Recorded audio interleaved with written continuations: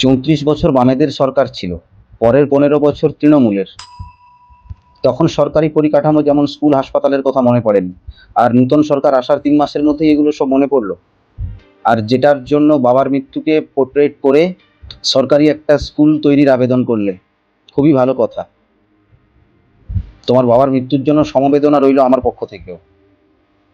যে তৃণমূল সরকারের আমলে 5,460টা স্কুল বন্ধ হয়েছে, সেই প্রাক্তন মুখ্যমন্ত্রী মমতা ব্যানার্জি তোমাকে ফোন করে সিম্প্যাথি জানাচ্ছে, আর সেটা তুমি সোশ্যাল মিডিয়াতে ফলো করে প্রচারও করছো। অদ্ভুত। আর ভাই, তোমার আরো একটা অদ্ভুত জিনিস আমার চোখে পড়লো।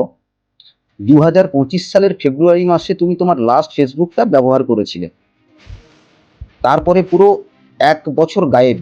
হঠাৎ করে ককরোচ জনতা পার্টির সঙ্গে সঙ্গে তোমার ফেসবুক প্রোফাইলে আবার পোস্ট করা শুরু হলো।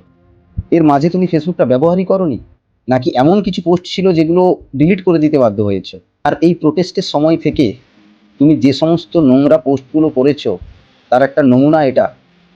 প্রধানমন্ত্রীকে অপশব্দ প্রয়োগ করে পোস্ট করেছো, আবার সেই সকল্ড বামপন্থীদের মতো হাম লেকে রহেঙ্গে আজাদি পোস্ট করেছো।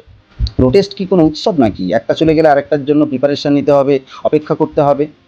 তুমি পোস্ট করেছো B prepare for next protest. অদ্ভুত।